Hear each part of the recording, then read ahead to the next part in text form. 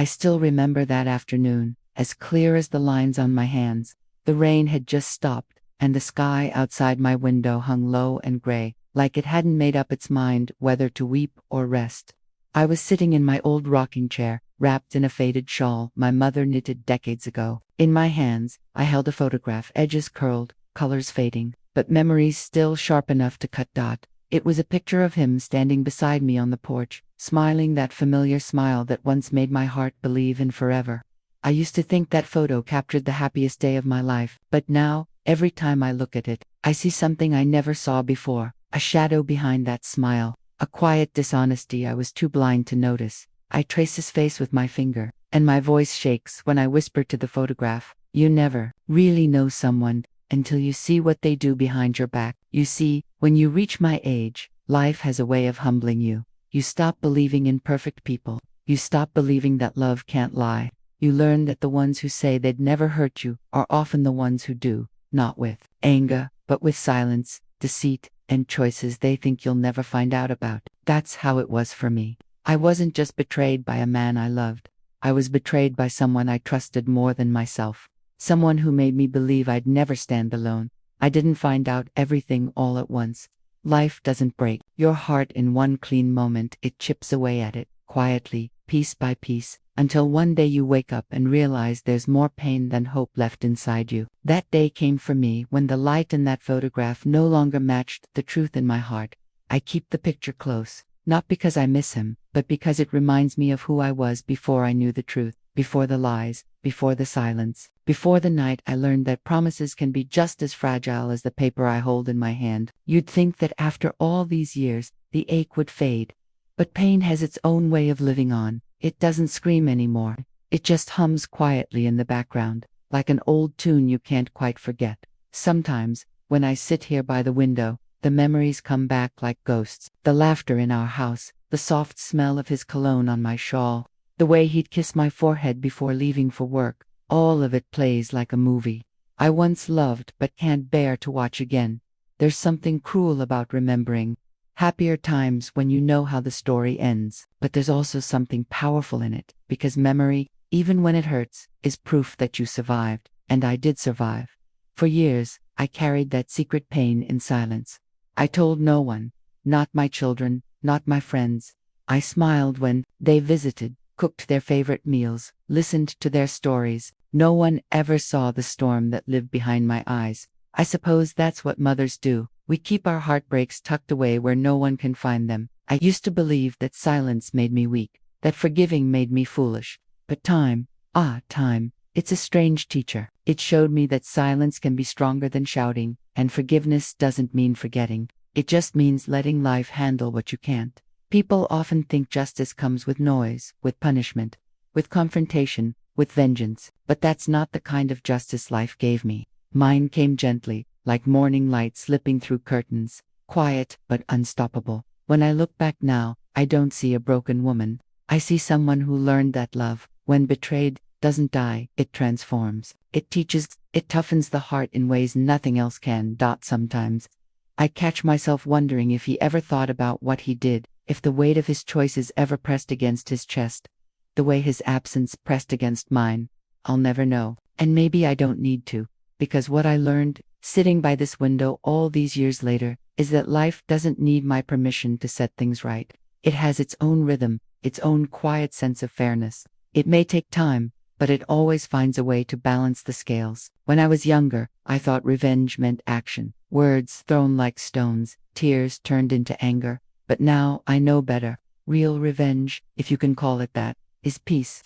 It's waking up one day and realizing their lies no longer define you, that the photograph no longer hurts, that you can look at what once destroyed you and feel nothing but calm. That's when I knew justice had found its gentle way to me, not through punishment, not through retribution, but through peace. I lift the photograph again and smile faintly. The woman in that picture, she was hopeful, trusting, innocent. I miss her sometimes, but I also honor the woman I became after losing her. The one who learned that heartbreak doesn't end you. It reshapes you. If there's one thing I've learned, it's that betrayal doesn't destroy the heart, it purifies it. It strips away illusions and leaves behind only what's real. So now, When I sit here and talk to the wind, I don't ask for anything anymore. I don't ask for apologies, explanations, or payback. I simply whisper my gratitude to the sky for the lessons I never wanted but somehow needed. And to you, my dear listener, if you've ever had your heart broken by someone you trusted, I'll tell you this: don't rush to fight back. Don't waste your soul trying to even the score. Just live. Just keep breathing. Let life do what it always does, reveal truth in its own time, because no matter how cruel people can be, life has its way of balancing things. I didn't plan revenge. I didn't seek justice, but justice in its soft, unspoken way found me. If you'd seen me back then, you wouldn't have believed I'd ever know pain. My days began with sunlight spilling across the kitchen floor, warm and golden, wrapping itself around everything it touched: the curtains, the teapot, even the laughter that used to live in that house. The air smelled of cardamom and fresh bread, and my heart was always full. It was a small house, just on the edge of town, but it was ours: white walls, blue shutters, and a front porch that creaked under our rocking chairs. In the evenings, the wind would carry the scent of jasmine from the garden, and I'd hum old songs while hanging clothes on the line. It wasn't much to the world, but to me, it was heaven, the kind of peace that makes you believe you've finally found your place in it. And in the center of that peace was him, the man I loved. His name still sits softly on my tongue, though I don't speak it anymore. He was gentle, not just in touch, but in spirit. When he looked at me, it was as if the world quieted down to listen. He wasn't the kind of man who shouted his love. He showed it in 1,000 quiet ways: the way he'd pour my tea before his own, or how he'd stop on his way home to bring me the wildflowers I liked, saying they reminded him of me, a little stubborn, but still blooming when no one expects. I used to watch him from the kitchen window when he worked outside, sleeves rolled up, sunlight catching the curve of his smile. There was something steady about him, something that made me believe I could lean on him forever. We didn't have much money, but what we had was enough, because we had each other. Our mornings were slow and full of laughter. He'd tease me for adding too much sugar to my tea, and I'd laugh, telling him that sweetness was good for the soul. In the evenings, we'd sit on the porch, him with his guitar, me with my knitting, the sky turning from gold to indigo above us. Sometimes, we didn't even speak. We didn't need to. Our silence was comfortable, full of knowing, full of peace. We dreamed together, about the family we'd build, the trips we'd take, the life we'd grow old sharing. He'd often say, "When our hair turns gray, we'll sit right here and count the sunsets." I'd smile and nod, never doubting a word of it. You see, when love feels that real, you never imagine it could fade, let alone break. There were moments, small ones, that etched themselves deep into my memory. The way he'd reached for my hand while crossing the street, even when we were in our own quiet town. How he'd tuck a strand of hair behind my ear before kissing my forehead goodnight. How he'd dance with me in the kitchen when my favorite song came on the radio, spinning me clumsily until we both laughed so hard we couldn't breathe. I believed we were unshakable. I believed our love was a promise written into the stars, and I wasn't foolish. At least, I didn't think so then. I was just a woman in love, trusting, grateful, blissfully unaware that sometimes the brightest seasons hide the longest shadows. We built our life like a story we both wanted to tell forever. There were birthdays and anniversaries, marked with small celebrations, little surprises left on the table, a note, a flower, a favorite dessert. There were quiet mornings where I'd wake to find him already awake,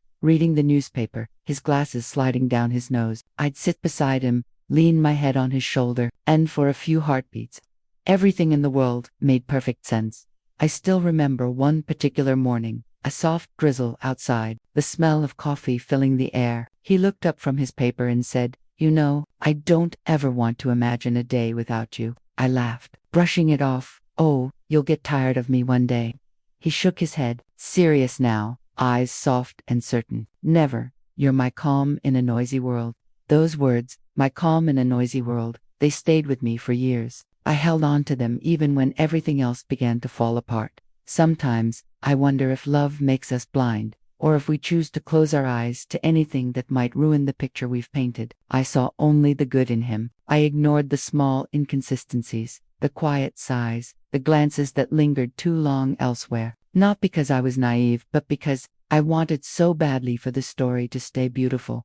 He had a way of making everyone feel at ease. My friends adored him. My mother trusted him. When he walked into a room, it was as if all the lights turned toward him. And I, foolishly proud, felt lucky to be the woman beside him. I never realized that sometimes the same charm that draws people in can also hide what's real underneath. Even now, when I close my eyes, I can still hear his laugh echoing through that little house. It used to make me feel safe, like no darkness could ever touch us. I remember the smell of fresh paint when we fixed the living room together, the sound of his footsteps in the hallway, the warmth of his hands when we prayed before dinner. Everything about that time feels like a dream now, one I lived so deeply that waking up from it was the hardest thing I've ever done. It's strange, isn't it, how we can look back on moments that once felt eternal and realize they were just chapters, never the whole story. I often find myself walking through those memories like visiting an old home. I open each door carefully, look inside, and try not to linger too long, because while those days were beautiful, they also carried the echo of what came next, the silence, the lies, the breaking. But back then, in that golden time, I knew none of it. I was happy, truly, wholly happy. And maybe that's what hurts most now, knowing that the laughter I cherished was built on something that would one day collapse. Still, I can't bring myself to hate those days. They were real to me, even if not to him. The love I gave was honest, and that means something. It wasn't wasted. It taught me what love could be, even if it didn't last. Sometimes, I catch the smell of jasmine again, and for a fleeting second,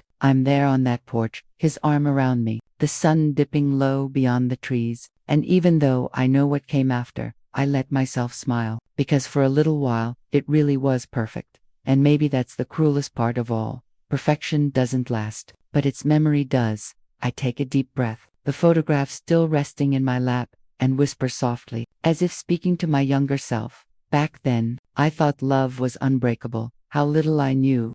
They say a woman's heart knows before her mind ever admits it. I used to laugh at that until the day I stopped laughing. It started so quietly, I almost didn't notice. That's how heartbreak always begins. Not with shouting, but with silence. At first, it was little things. The way he'd come home later than usual. His shirt smelling faintly of perfume that wasn't mine. The new habit of turning his face away when I kissed his cheek. He said work was keeping him busy. The boss wants me to handle more clients, he'd say, smiling tiredly, brushing the hair from my forehead as if that gesture alone could erase the doubt creeping in. And I wanted to believe him. Oh, how desperately I wanted to believe him. So, I smiled back and told him to rest, pretending the knot in my stomach wasn't tightening a little more each night. At first, I told myself I was imagining things, that every marriage had its quiet seasons, that maybe I was overthinking. But deep down, somewhere beneath the calm surface I wore for the world, something in me stirred, a quiet whisper that said, "This isn't the same man you married." He stopped leaving his phone on the table, stopped laughing the way he used to. Conversations that once stretched for hours shrank into short nods and tired sighs. When I asked him what was wrong, he'd smile, that practiced, gentle smile, and say, "Nothing, my love, you worry too much." But I could feel it, a wall building slowly between us. At night, when he turned away in bed, I'd stare at his back and wonder when it had become a stranger's shape. I'd lie awake, tracing memories in my mind, searching for the moment things began to change. But there wasn't one single moment, just a slow fading, like a candle running out of wax. I started blaming myself. Maybe I wasn't as interesting as I used to be. Maybe the years had dulled me. Maybe I'd said something wrong, or stopped saying enough. So I tried harder, cooked his favorite meals, wore the dress he once said made me look beautiful, filled the house with laughter and music, hoping it would remind him of what we once were. But he seemed miles away. Even as he sat across the table, he'd nod at my stories, but his eyes were distant, fixed on something or someone I couldn't see. Sometimes he'd leave his coffee untouched, his phone buzzing quietly beside his plate. "Just work," he'd say when I glanced at it. "Nothing important. Nothing important." Funny how the words that break you often sound so small. Our friends began to notice before I did. My neighbor, old Mrs. Lane, once stopped by with her usual basket of muffins. As we chatted over tea, she hesitated, eyes flicking toward the empty chair beside me. "He's been busy lately, hasn't he?" she asked softly. I smiled too quickly, almost defensively. Yes, work's been demanding," I said, waving it off. She nodded, though her eyes told me she didn't quite believe it. Later that week, another friend mentioned seeing him in town. He looked different, she said carefully, like his mind was somewhere else. I laughed it off. But that night, I sat by the window long after the lights were out, staring into the dark street, waiting for his car to pull up. It was nearly midnight when it finally did. I watched him through the glass, the way he lingered in the car, staring at his phone, his lips moving faintly, as if rehearsing something before stepping inside. When he walked through the door, I smiled. He smiled back, but there was distance in that smile, a politeness that didn't belong between husband and wife. Long day? I asked. Yeah, he said, loosening his tie. You should sleep. That was it. No warmth, no story, no laughter. Just a few cold words before he disappeared into the shower. I sat there, listening to the sound of water running, and for the first time, I felt something inside me tremble, not from anger, but from fear. The kind of fear that comes when you realize something precious is slipping away, and there's nothing you can do to stop it. Days turned into weeks. He grew quieter. His touches became fewer. Our dinners turned into silence, the kind that hums louder than any argument. I'd reach for his hand sometimes, and he'd pull away just slightly, not enough to seem cruel, but enough to leave me cold. I began to study his face like a stranger's, searching for signs, for answers, for pieces of the man I used to know. But the more I searched, the less I found. There were nights when I'd hear him whispering softly on the phone in the next room. When I asked, he said it was work, but he wouldn't meet my eyes. I tried to believe him. Truly, I did. I wanted to hold on to the illusion that love was still enough, that he was still mine. I started praying more, not for him, but for strength, for clarity, for peace in the storm that hadn't yet shown its full force. One evening, as I folded laundry, I found a small note tucked in his shirt pocket, just a first name, written in a woman's handwriting, and a phone number. My hands trembled as I stared at it. My heart raced, but I said nothing. I folded the shirt, placed the note back, and told myself it meant nothing. Maybe it really was work. Maybe she was a colleague. Maybe I was still in denial. That night, I looked at him as he slept, peaceful, unaware. I wanted to shake him awake, demand the truth, scream, cry, anything, but I didn't. I just lay beside him, tears soaking the pillow, whispering to myself, he wouldn't do this to me. Not him. Not us. And yet, my heart knew. The heart always knows, long before the truth spills out, long before the lies unravel. It senses the distance, the coldness, the absence of something once warm and alive. Every morning after that, I'd wake up and put on my best smile. I'd serve breakfast, iron his shirts, and pretend nothing was wrong. But beneath the calm, a storm was brewing, one I was too afraid to face. I told myself things would get better, that love, if you held on to it hard enough, could fix anything. But I was wrong. You can't fix what someone else has already decided to break.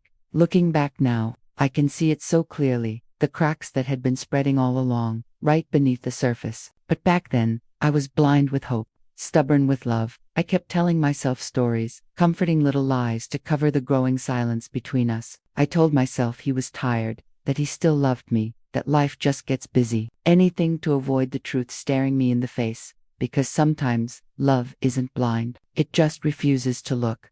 And as I sat alone one night, the clock ticking loud in the emptiness of our home, I whispered through my tears, half in prayer, half in denial. I kept telling myself, he wouldn't do this to me. The truth doesn't always arrive like thunder. Sometimes it slips in quietly, a whisper behind a closed door, a sound you weren't meant to hear, a voice that shatters the world you thought was safe. That evening had started like any other. The air smelled faintly of rain, and the house carried its usual rhythm, the ticking of the old wall clock, the low hum of the ceiling fan, the creak of wooden floors that had memorized our footsteps over the years. He said he'd be home late again, important meeting, the same tired excuse I'd stopped questioning. But that night, something inside me told me to stay awake. Maybe it was intuition, or maybe it was that quiet ache that comes when a heart already knows the truth it's not ready to face. I sat by the window with a cup of tea that had long gone cold, watching headlights crawl across the wet street. When his car finally pulled in, the clock showed 11:30. He sat there for a long time, engine running, staring at his phone. I could see the glow of the screen reflected on his face, the soft, tender smile I hadn't seen in months. But it wasn't for me. I turned off the living room light and stayed in the shadows, my breath shallow. When he came in, he didn't notice me sitting there. He hummed under his breath, a tune I didn't recognize, and placed his phone gently on the table. Then, as if guided by some cruel grace, it lit up again. A message, just a single line. I miss you already. Same time tomorrow. My hands went cold. I didn't move, didn't breathe. I just watched as he picked it up, smiled softly, and typed back. His lips formed the words, and though no sound came, I read them all the same. Can't wait to see you again. In that moment, the world stopped. The rain outside, the ticking clock, the faint whir of the fan, all of it fell silent, as if the universe itself had held its breath. He turned then, and saw me. The phone slipped from his hand, hitting the floor with a dull thud. For a long time, neither of us spoke. His face drained of color, his mouth opened, 1,000 excuses fighting to escape, but I just raised my hand, stopping him. Don't, I whispered. My voice didn't sound like mine. It was soft, broken, the sound of something unraveling. He tried to speak anyway. It's not what you think. A bitter laugh escaped me before I could stop it. Then tell me, I said. Tell me what I think. He looked at me then, truly looked, and for the first time in months, I saw guilt in his eyes. Not the kind that comes from being caught, but the kind that comes from knowing you've destroyed something pure. I sank onto the sofa, feeling the weight of years pressing down on me. Every memory, every laugh, every promise, they all came flooding back, twisting into something unfamiliar. I wanted to scream, to throw something, to demand answers, but the pain was too deep, too wide for anger. Instead, I sat in silence. He started pacing, words tumbling out, half apologies. It just happened, he said. I didn't mean for it to. You've been distant, and I've been distant. The words left my mouth before I realized I'd spoken. You stopped looking at me long before I stopped trying. He froze. The room felt smaller now, as if the walls themselves were listening. I stared at him, the man I'd built my life around, and for the first time, I saw him clearly. Not as my husband, not as the man I loved, but as a stranger standing in the ruins of everything we had. He kept talking, but I barely heard him. His voice sounded far away, muffled, like I was underwater. My eyes drifted to the photo frames on the wall, our wedding day, the vacations, the laughter, moments frozen in time, mocking me now with their innocence. How could something that looked so real have been built on lies? I remember reaching out, tracing the photo of us smiling on our anniversary, the day he gave me a necklace and told me I was his forever. The necklace still hung around my neck that night. Suddenly, it felt heavy, almost choking. You could have told me, I whispered. You could have said you weren't happy. I would have understood. He shook his head, eyes glistening. I didn't want to hurt you. That was the cruelest part, because in trying not to hurt me, he'd destroyed me instead. Silence settled again. I could hear the rain tapping against the window, steady and unbothered, as if the world hadn't just fallen apart inside these walls. He reached for me then, hesitant, trembling. Please, he said. It didn't mean anything. I looked up at him, and for a long moment, I saw the man I once loved, the one who used to bring me wildflowers, who laughed too loudly at his own jokes, who held my hand in crowded places. But then, I saw something else. A flicker in his eyes. Fear, guilt, regret, all tangled together, and in that flicker, I realized the truth. He wasn't sorry for what he'd done. He was sorry for being caught, and that broke me more than the affair ever could. I stood up, the floorboards creaking beneath me. My hands were trembling, but my voice came out calm. Go, I said quietly. Wherever you've been spending your nights, go there. He looked at me like I'd struck him. Please, don't do this. You did this, I said, my voice barely above a whisper. You chose this. He hesitated for a moment, then grabbed his jacket and left. The sound of the door closing behind him echoed through the house like a final breath. When the silence returned, it was deafening. I sank to the floor, clutching the edge of the sofa.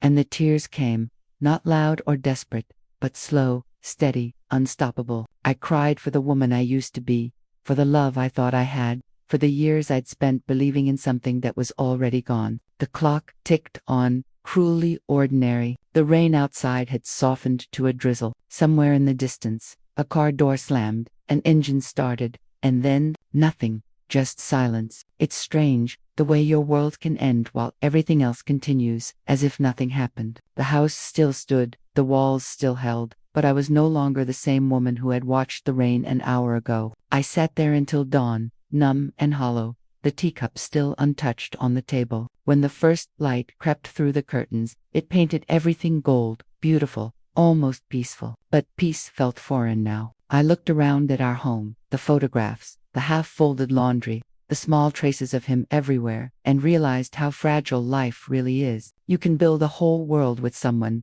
brick by brick, day by day, and lose it all in a single breath. For years, I had built my life around him. My dreams, my routines, my laughter, all of it revolved around a man who had already left, long before his body did. I didn't feel anger, not yet, just a deep, aching emptiness. The kind that doesn't scream, doesn't rage, it just trembles quietly, like the earth before an aftershock. As the sun rose higher, I whispered into the empty room, "So this is what betrayal sounds like." And in that soft morning light, I felt something inside me fade, not love, not hope, but the illusion that had kept me alive all those years. That night, I died a little, not from what I lost, but from what I saw in his eyes. After that night, something inside me changed, quietly, almost gently, like the closing of a door you know will never open again. I didn't throw his things out, didn't call anyone, didn't scream. I just stopped waiting for explanations, stopped hoping for apologies that would never come. The silence between us became my refuge and my weapon. He came back after 2 days, no flowers this time, no apologies, rehearsed in front of a mirror, just a heavy stillness in his eyes, the kind that comes when a person realizes they've crossed a line they can't uncross. He said my name, softly, as if testing whether I'd still respond. I didn't. I just nodded toward the coffee on the table, the one I'd made out of habit, not affection, and walked away. From that moment on, I chose silence. Not the silence of surrender, but the silence of observation. I began to see things I'd been blind to before. The way he'd hesitate when his phone buzzed. The way his voice softened when he spoke to a client. The way guilt made him overly kind,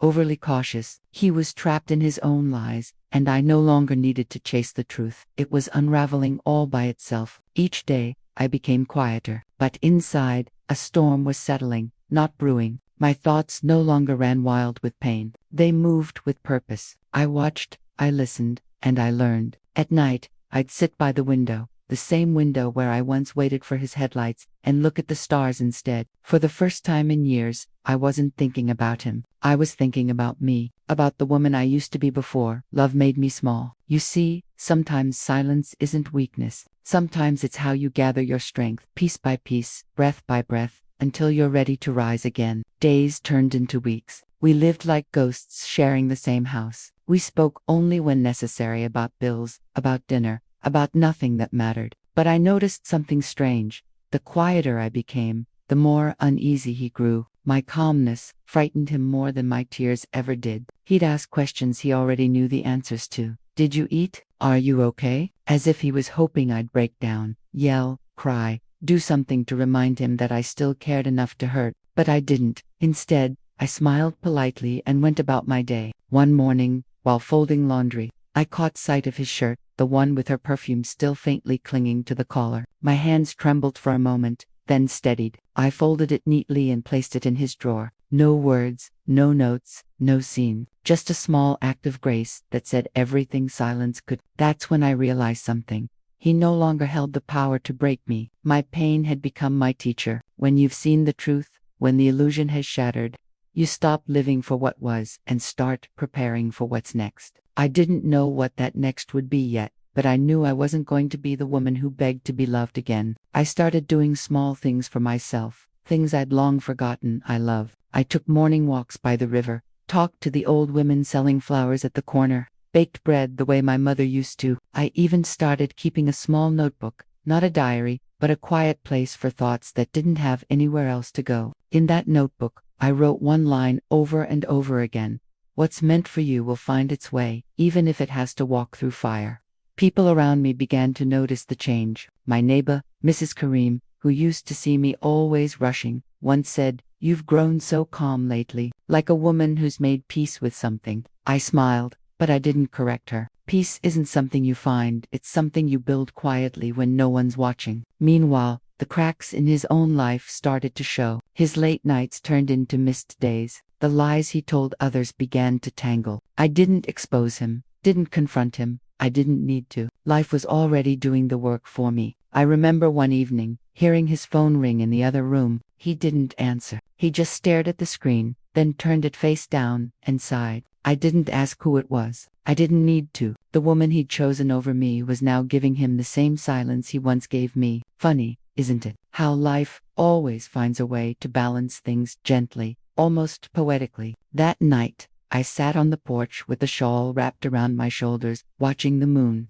I realized I no longer felt anger. The sadness had dulled, too. What remained was something else, a quiet understanding. People reveal who they truly are when they think you aren't watching. And I had watched enough. I began to rebuild, not out of spite, but out of self. I started saving money, little by little, sold some of my handmade quilts, took small catering orders from neighbors. He didn't notice, or maybe he pretended not to, but I was preparing, not for revenge, but for freedom. There's a kind of dignity in moving in silence. While he struggled to keep his lies intact, I was building a life of truth, one quiet step at a time. Sometimes I'd catch him watching me from across the room, confusion in his eyes. He must have wondered why I wasn't fighting, why I wasn't demanding answers. But what he didn't understand was that I was done reacting. I had learned that silence is the most powerful response to betrayal. It disarms, it unsettles, and above all, it heals you. Months passed. The house began to feel different, lighter. Somehow, my laughter returned, soft and unhurt. I could smile again, not because I'd forgotten, but because I'd survived. The same walls that once echoed with lies now heard only truth, the quiet truth of a woman who had been broken, but chose not to stay that way. One afternoon, while tending to my garden, I found a single white bloom among the wilting leaves. It wasn't supposed to bloom that season, and yet, there it was, fragile but alive. I took it as a sign. You see, when your heart has been through fire, it learns how to bloom even in ashes. I began to notice more, how children laughed without worry, how old songs carried comfort, how small acts of kindness could mend even the deepest wounds. My silence was no longer emptiness. It was full of wisdom now. Every word I didn't say became a seed of peace I was planting for my future. And slowly, life began to whisper its lessons back to me, the same lessons I'd ignored when I was younger. That love built on lies will always collapse. That forgiveness doesn't mean forgetting, and that sometimes, the sweetest form of justice is simply living well while truth does the talking. One evening, as the sky turned amber, he asked me, almost timidly, "Do you hate me?" I looked at him, really looked, and for the first time, I didn't see the man who hurt me. I saw a man who'd have to live with his choices. "No," I said softly, "I don't hate you." He nodded, perhaps relieved, perhaps more broken than before. Then I added, "I don't love you either." And that was the moment I knew I was free. From that day on, I carried myself differently, not with pride, but with peace. The kind of peace that comes when you've walked through pain and come out on the other side still gentle, still kind, but never the same. As I sit here now, older, wiser, I realized that I never needed to raise my voice. I just had to let time speak for me. And oh, how clearly it spoke.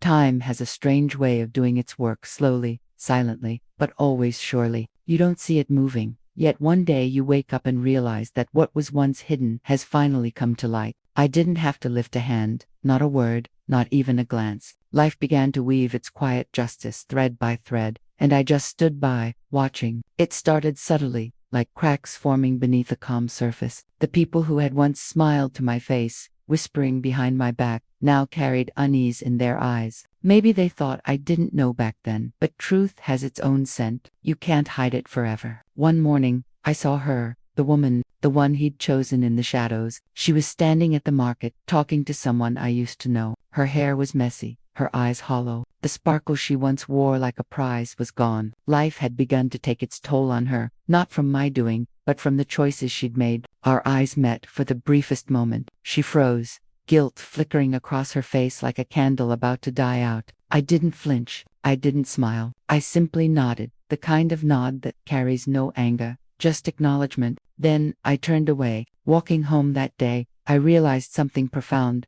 I didn't need them to apologize. I didn't need them to suffer. The truth itself was enough. He, too, began to crumble in his own quiet way. The same charm that once drew people to him now seemed to repel them. His laughter, the one that used to fill our home, grew forced, empty. I could see the weight of guilt settling on his shoulders, making him smaller somehow. He didn't sleep well anymore. Sometimes, in the middle of the night, I'd hear him pacing the hallway, restless and uneasy. I remember one evening when he came home from work, eyes red, tie loosened, silence heavy. He sat down at the table, the same table where we once shared stories and dreams, and said nothing, just stared into the distance. I poured him a cup of tea, out of habit, and set it before him. He didn't even touch it. After a long while, he whispered, almost to himself, "Everything's falling apart." I wanted to ask, which part? But I stayed silent. He wasn't talking to me anyway. He was talking to the ghosts of his own making. It was strange. The more his world unraveled, the calmer mine became. It wasn't joy I felt. Not satisfaction either. It was something softer, wiser, like the quiet after a storm. When the air is finally clear, the truth, once buried, had begun to surface on its own. His lies were catching up with him. The people he'd tried to impress started to see through the mask. The woman he betrayed me for grew distant. I heard whispers that she'd left him, that she'd found someone else. He came home late one night, smelling of regret. His eyes looked tired, older. He didn't say where he'd been, and I didn't ask. We had stopped pretending long ago. For the first time, I felt no pain, just detachment, like watching a story unfold that no longer belonged to me. Days turned into weeks, and I could see him unraveling piece by piece. He tried to act normal, fixing things around the house, asking meaningless questions, but there was a hollowness behind his words. He'd lost more than love, he'd lost himself. It's strange, isn't it? How the same man who once made me feel small was now shrinking in front of me. That's what guilt does. It eats you from the inside out, until even your reflection doesn't recognize you anymore. One afternoon, I found him sitting on the porch, head in his hands. The garden was quiet except for the rustle of leaves. He looked up at me and said softly, "You were always better than I deserved." I didn't respond. What could I have said? That I already knew, that forgiveness had come, not because he earned it, but because I needed peace more than I needed pain. So I simply nodded and went back inside. I began to spend my days tending to my plants, cooking for neighbors, and writing letters I'd never send. The silence in the house no longer hurt. It had become a friend. Each passing day reminded me how far I'd come from a woman shattered by betrayal to a woman rebuilt by grace. And around me, life kept balancing the scales. The whispers that once mocked me turned into sighs of regret. The same people who had gossiped now avoided my eyes. They'd say, "You were right to stay quiet. You handled it with dignity." I didn't need their validation. My silence had already spoken for me. Sometimes I'd see him in the evenings, sitting alone under the old tree, staring into the distance as if searching for something lost long ago. Maybe he was remembering the woman who once believed in him without question. Maybe he was realizing that trust, once broken, never truly returns. I never asked. I didn't need to know. The woman, the one who'd shared his betrayal, moved away eventually. I heard she'd married someone else, but not happily. It wasn't my place to judge. I simply wished her peace. The same peace I had fought so quietly to find. There's a kind of justice that doesn't need noise or drama, the kind that comes when people finally face themselves. Life has a way of handing out lessons at its own pace. Some learn gently, others have to lose everything before they understand what they had. As for me, I'd already learned mine. One evening, as the sun dipped low and painted the world in soft gold, I sat on the porch with my tea. The air was still, and for the first time in years,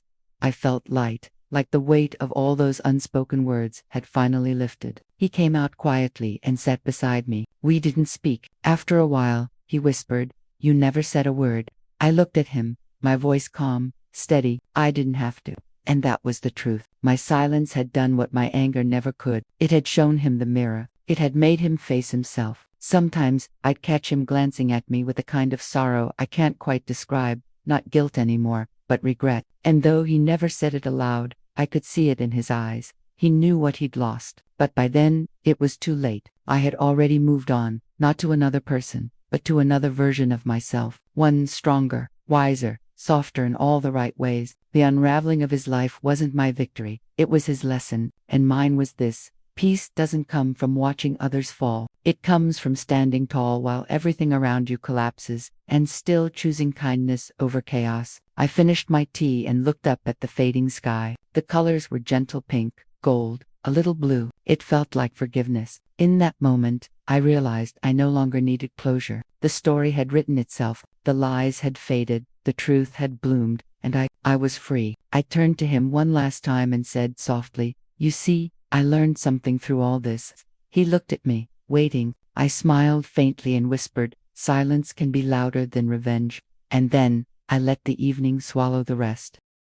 It was a quiet afternoon, the kind of day that carries no warning, no whisper of what's coming. The sun was gentle, spilling soft light across my garden. I was trimming the rose bushes, humming an old song my mother used to sing when I heard it. A knock at the gate, slow, hesitant, familiar. I knew that knock, even after all the silence, after all the years that had stretched like miles between us. I knew. For a moment, I just stood there, pruning shears in hand, my heart as still as the air around me. I thought of all the times I had waited for that sound once, how I used to rush to the door, smiling before I even saw him. But that was another lifetime, another woman. This time, I didn't rush. I placed the shears down gently, brushed the dirt off my hands, and walked to the gate. When I opened it, there he was, older, thinner, his face carrying the years we'd both lived apart. His eyes were searching, uncertain, the way a man looks when he's not sure he deserves to be seen. He said my name softly, the same way he always had, but it didn't carry the same power anymore. "May I come in?" he asked, voice trembling. I nodded once and stepped aside. We sat on the porch, just like we used to, except now, there was space between us. The kind of space that years and truth built quietly. For a long time, neither of us spoke. The air was heavy, thick with words we both knew couldn't change anything. Finally, he took a deep breath and began. "I don't even know where to start." I looked at him, calm, maybe, at the truth. He lowered his eyes. "You didn't deserve what I did. I was weak, foolish. I thought I wanted something new, but all I did was destroy something good." His voice cracked. "I've paid for it every day since." I listened, not with anger, but with distance, the kind that comes when you've already cried all your tears. "Do you remember the day I left?" he continued. "You didn't say a word. That silence haunted me more than anything you could have said." I smiled faintly. "That silence saved me," I said quietly, "because if I had spoken then, I might have begged you to stay, and that would have broken me far more than your leaving did." He looked up at me, eyes wide, full of regret. "You were always stronger than I realized." I shook my head gently. "No, I was just forced to learn strength in your absence." He leaned back, his hands trembling slightly. "I lost everything after you. My job, my peace, my home. She left me, said I was never really hers, that my heart was always somewhere else." He laughed bitterly. "And she was right. It was always here, though I didn't deserve for it to be." I didn't respond. His pain wasn't my responsibility anymore. After a long silence, he said, "I came here today not to ask for forgiveness, but to at least tell you, I see what I did. I was blind, selfish, and I'm sorry." I studied his face, the lines carved by regret, the eyes that once held dreams, now dulled by time. I saw the man I had loved, and the man who had broken that love, both standing in front of me. And in that moment, I realized I felt no hate, none at all. "I forgave you a long time ago," I said softly. He blinked, surprised. "You did?" "Yes," I said, looking toward the garden, "because I couldn't carry you forever. You were too heavy." He lowered his head, his voice barely a whisper. "Then why does it still hurt?" "Because," I said, "you're still carrying yourself." For a while, the only sound was the wind brushing through the leaves. The world felt still, like it was listening. He wiped his eyes, shaking his head. "You were always the good one. Even now, I came here hoping you'd yell, curse, do something to make me feel less guilty. But you're peaceful." I smiled gently. "That's what truth does. It doesn't burn forever. It eventually lights the way." He sighed deeply, a man emptied of all pretense. "I don't expect anything from you. I just wanted you to know that I finally see the woman you are, and I wish I'd treated you like she deserved." His words should have stung. Once, they would have, but now they only sounded like echoes from another life. I turned to him, my voice steady, soft. "I thank life for showing me who you really were, because if you hadn't broken my heart, I'd have never learned how strong it was." He stared at me, silent. Maybe he expected bitterness. Maybe he wanted redemption. But I had neither to give. I only had peace. And peace isn't something you can share with someone still battling their ghosts. He stood up slowly, his shoulders slumped with years of regret. "I should go," he said quietly. I nodded. "You should." He hesitated, looking at me one last time. "You look happy," he said softly. "Freer." "I am, I said simply, because I stopped waiting for the past to apologize. He looked like he wanted to say something more, but no words came. Instead, he gave a faint, broken smile and walked toward the gate. As he reached it, he turned back. "Thank you," he whispered. "For what?" I asked. "For not hating me." I looked at him, the man who had once held my whole heart in his hands. "You broke my heart once," I said, "but I never let you break my spirit." He closed his eyes, as if the words themselves were too heavy to bear, then walked away, slow, quiet, and smaller with every step. I watched him go, not with anger, not with satisfaction, but with gratitude. Gratitude that life had brought me full circle, that I could face the very person who once shattered me and feel nothing but calm. When the gate finally clicked shut, the garden felt brighter somehow. The same roses that had once wilted now stood tall, blooming again, and I realized that I, too, had bloomed, not in spite of the pain, but because of it. I walked back to the porch, sat in my old rocking chair, and let the sunlight touch my face. The air was warm, soft, the kind that carries forgiveness, not in words, but in quiet acceptance. I thought about how strange life is, how the things that once destroy you can, in time, become the very things that save you. He had come looking for closure. But what he didn't understand was that I had already found mine, long before he ever knocked on that gate. Closure doesn't come from hearing, "I'm sorry." It comes when you no longer need it. As I sat there, the wind brushed through my hair, and I smiled to myself, a deep, peaceful smile that came from knowing I had survived, grown, and risen far above the ashes of what once was. There would be no more pain, no more questions, no more what-ifs. Just peace. Because in the end, some endings don't come with fireworks or final words, just a quiet knowing that you've reclaimed your own story. And as the sun began to set, I whispered softly, to no one in particular, "He broke my heart once, but I never let him break my spirit."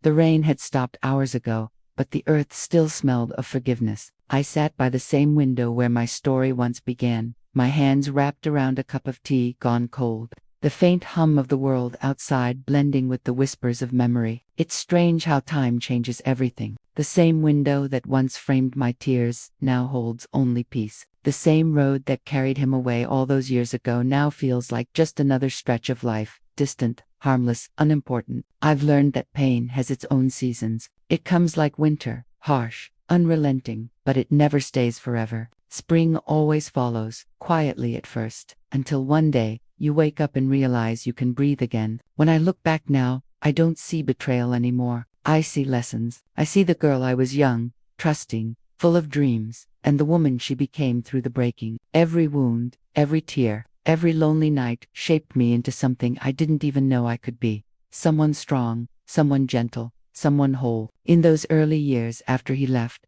I used to believe time was my enemy, that it moved too slowly, forcing me to sit with my pain. But now I know it was working in silence, mending me in ways I couldn't see. Healing isn't loud, child. It's not about forgetting or pretending it never happened. It's about remembering without trembling. There came a day, I can't tell you exactly when I looked at that old photograph of us and felt nothing.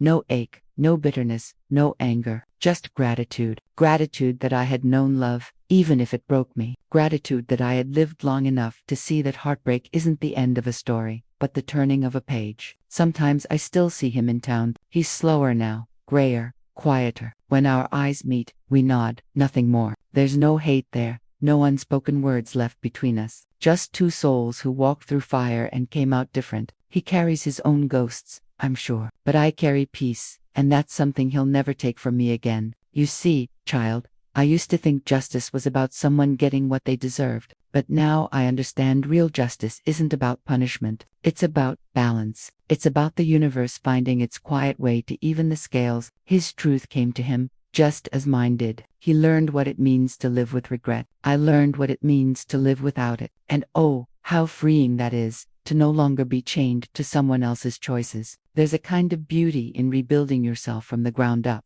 The woman I am now doesn't chase answers, doesn't hold grudges, doesn't seek revenge. I tend to my garden, I laugh with my grandchildren, I listen to the birds at dawn, and in those simple things, I find the justice I once thought I needed from the world. When I was younger, I believed forgiveness was something you gave to others. Now I know it's a gift you give yourself. It doesn't mean you forget. It means you stop bleeding for a wound that's already healed. I forgave him not because he earned it, but because I deserved peace. Sometimes people ask me if I ever regret loving him. I smile and say no. How could I regret the path that led me to become who I am? If my heart hadn't broken, I might never have learned what strength feels like. I might never have understood that love, real love, doesn't always look like holding on. Sometimes it looks like letting go, quietly, and still wishing the other person well. There's a tenderness in acceptance. It's softer than revenge, quieter than anger, but far more powerful. It's the kind of power that doesn't destroy, it rebuilds. Now, in the evenings, when the light turns golden and the world slows down, I often sit right here and watch the sun dip behind the trees, and I think about all the things I used to want, the apologies, the explanations, the closure, and I realize I have all of them, just not in the way I expected. Closure came when I stopped asking why. Peace came when I stopped trying to understand. Freedom came when I stopped looking back. The heart is a strange thing, child. It can break, mend, and still find room to love again. But the love that grows after pain, that's a different kind. It's deeper, quieter, wiser. It's love with boundaries, love with faith in itself. I remember the first morning I woke up and didn't think about him. I was making breakfast. The radio was playing softly, and suddenly I realized he wasn't there. Not in my thoughts, not in my heart. It wasn't sadness that filled me then. It was calm, the kind of calm that only comes after a storm. That's when I knew the chapter had closed. Now, sometimes when I tell my story, people lean in. They want to know if he ever truly suffered, if he ever felt what I did. I smile and say, maybe, maybe not, because it doesn't matter anymore. What matters is that I healed. What matters is that I learned how to let life handle what I couldn't. Justice doesn't always come with noise or grand gestures. Sometimes it arrives gently in the quiet of your own heart, when you realize you're finally free. I see justice in the way my laughter returned, in the peace that sits quietly beside me each morning. I see it in the joy of my grandchildren's faces, in the stillness of the night when I close my eyes and feel no bitterness, no pain. That's the kind of justice time delivers. Slow, steady, and kind. So now, as the wind brushes through the curtains and the soft hum of life continues outside my window, I whisper a silent prayer, not for the past, but for the peace that followed it. If someone had told me years ago that my greatest victory would come from choosing silence instead of revenge, I wouldn't have believed them. But now, I understand. Revenge would have made me bitter. Silence made me wise. And wisdom, my dear, is the truest justice of all. So I sit here, older, softer, and infinitely freer. My story doesn't end with heartbreak. It ends with grace. The photograph still lies on my table, faded now, the faces smiling back from another life. I don't hide it away anymore. I let it stay, a reminder that even broken beginnings can lead to beautiful endings. I touch it gently and whisper, "Thank you for the lesson." Then I place it back down, turn to the window, and smile. Because after all the storms, all the tears, and all the nights I thought I wouldn't survive, I did. And in that survival, I found something far greater than revenge. I found peace. Justice doesn't always come with noise. Sometimes it comes gently through the quiet heart of a woman who chose peace over revenge.